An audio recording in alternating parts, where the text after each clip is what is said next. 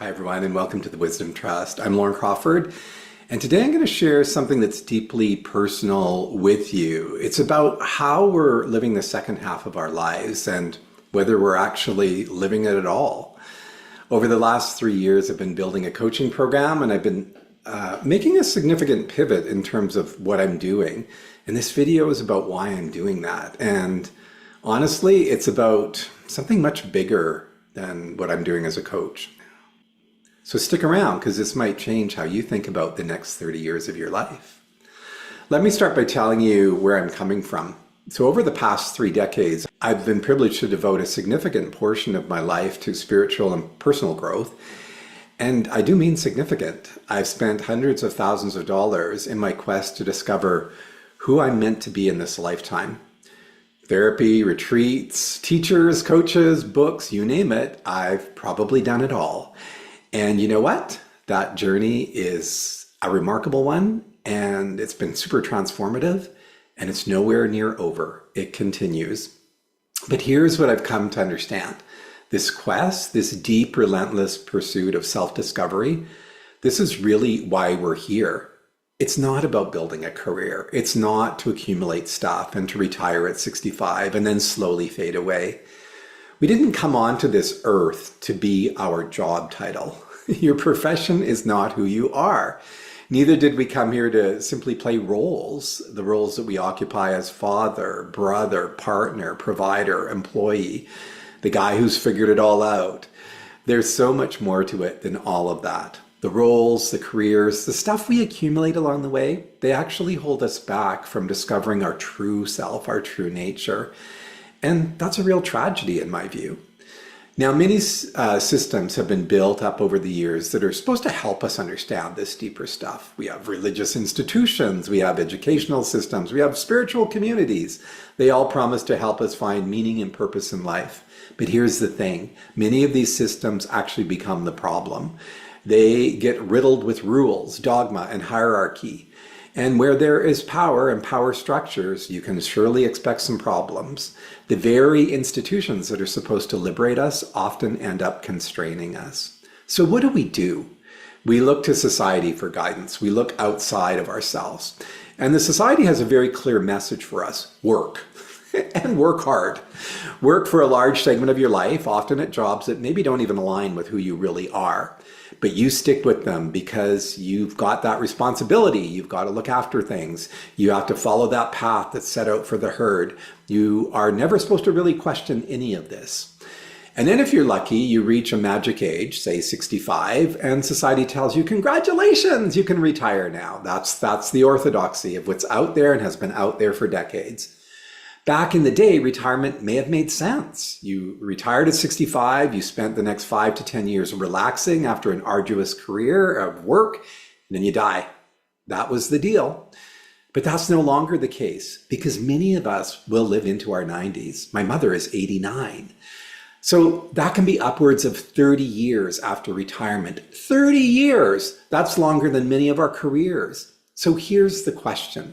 Are we supposed to just relax for those 30 years, sit on the couch, play golf from time to time, take a cruise, watch TV? I say absolutely not. We need an entire rethink of the past 50 realities.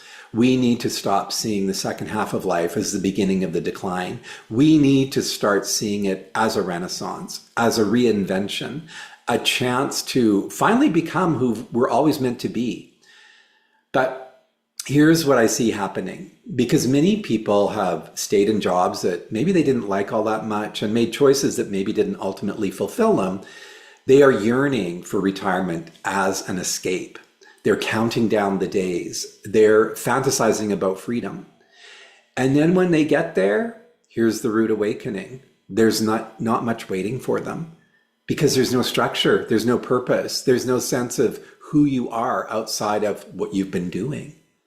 That's why it's so important to rethink the second half, and not as an escape, but as an opportunity. I'm not talking about getting another job that makes you miserable. No, not at all. I'm not saying you need to climb another corporate ladder or chase another paycheck. I'm talking about finding something, whether it's paid or unpaid, That's up to you and your financial situation that makes you feel good, that lights you up, that makes you feel alive. Too often we fell into jobs simply because they worked at the time. They landed in front of us. We may have landed that dream job like I did and then realized shortly thereafter it wasn't the dream job. We needed the money. We needed to fit everything into the timing that was outlaid for us. And then we kind of got trapped in the responsibilities, trapped in the bills, trapped in the comfort of the familiar, trapped in the identity we were building around that job. But with the second half of life, there's so much more available to us. We have the wisdom that we've accumulated through all the years. We have the freedom from some of the constraints we had when we were younger, and we have more time. What we need to do is rethink how we think. We need to get past discounting the what ifs. You know what I'm talking about. Those dreams you had, the things that you always wanted to explore but didn't. The version of yourself you imagined but never pursued because it seemed too impractical. We need to stop discouraging those thoughts and start exploring them. Start making them real. Dare to dream. Here's something I've noticed. When you aren't living your full lives, when you are not engaged in something that really matters, the external factors will weigh heavily on us. They really do. The negative stories of the news feel more real. The problems people are discussing become our problems. Misery loves company. And the perceived lack of options or potential leaves us feeling trapped, stuck, like there's nothing we can do about it. But what if that weren't the case? What if we could choose a brighter future?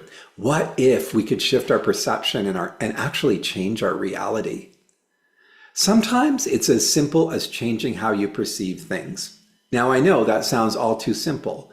And you're right, changing the wiring of the brain is not easy. It does take work, it takes intention, and it takes a lot of will to do it. But it certainly can be done. I'm living proof of that. One of the tools I love to include in the work that I'm doing, because it's been so impactful for me, is called positive intelligence. And it's about recognizing the saboteur patterns in your mind, those voices that tell you you're not good enough, that it's too late, that you should just accept life as it is. And then it's about shifting to what we call the sage. And that's the part of you that knows you have agency, that knows you can choose, that knows you are the architect of your life. You're not its victim. All of this is the way I approach my coaching.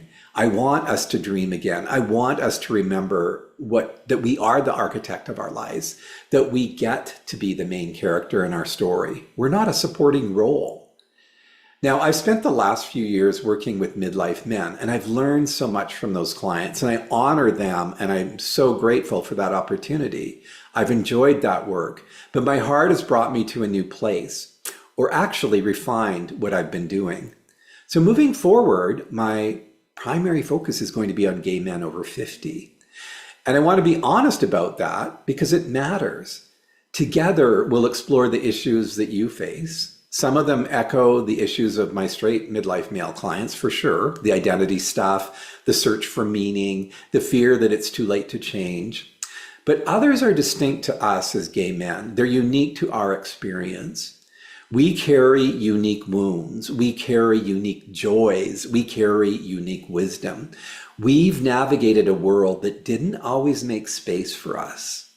And we've built resilience. We've learned to find beauty in the margins. We've learned to survive.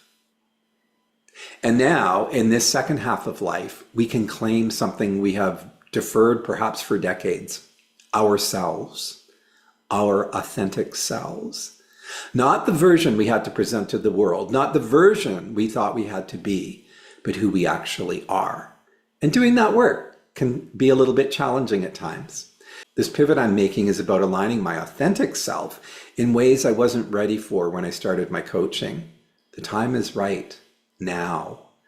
So what does this look like? What am I actually doing? I'm launching the Wisdom Trust. It's a multimedia platform dedicated to serving gay men over 50. We're starting with this YouTube channel where I'll be sharing longer and shorter form content, just like this one, We're launching a Substack newsletter where I'll be diving deeper into very specific topics and maybe even providing a bit of commentary outside of the podcasts I'll be doing. So we are launching a podcast where we can hear real conversations about what it means to be gay at this stage in life and how to reclaim ourselves and what it means to live with intention and purpose. These are amazing stories that you're going to be hearing. The podcast will be launching soon, so make sure you subscribe to the channel so you don't miss it. For now, there's this channel, this YouTube channel, and the Substack page to subscribe to. Links are in the description below. For those of you who have stuck with me over the past few years, and even years prior to that, when I was more focused in the yoga world, I want to say thank you to you. And your trust in me means all the world, for sure. Your willingness to engage with my work, to share it, to support it, that's what makes all of this possible. Now, I know some of you might think, but wait, this isn't about me. I'm not a gay man over 50. Are you abandoning me? And absolutely not. My dharma in life, my purpose, my calling is to teach, is to coach, is to heal. That's what I'm all about. That's why I'm here. And this is not limited to any one group. I'll continue to reach out to you all. I will continue to share what I'm up to, and I'll continue to create opportunities for engagement that will apply to you as well. But from a business and marketing perspective, the majority of my effort will be directed to my people, to gay men over 50, because that's where my heart is. That's where I can make the most impact, and that's where I feel I'm called to serve. So here's my invitation to you. If you're a gay man over 50 and you know someone who is, I invite you to join me in these initiatives. Subscribe to this YouTube channel. Sign up for the Substack. Share this with others who might benefit. Your referrals mean everything. That's how we build community. If you're interested in working with me one-on-one through coaching, we can have that conversation too. There's links below. And if you're not part of this demographic, but you've been following my work, please stay tuned. I'll continue to show up for you in the ways that I can. So the time for us gay men to wake up is now. The time for us to dream again is now. The time for us to become who we're meant to be is now. We have 30 years ahead of us, many of us, and maybe even more for some of you. So let's not make that a countdown to the end. That's an invitation to begin. I hope you'll join me. So thanks for watching this. If it resonates with you, please like, subscribe, share with others who might need to hear this. And let me know in the comments, what does the second half of life look like for you? What are you dreaming about? I'll see you next time.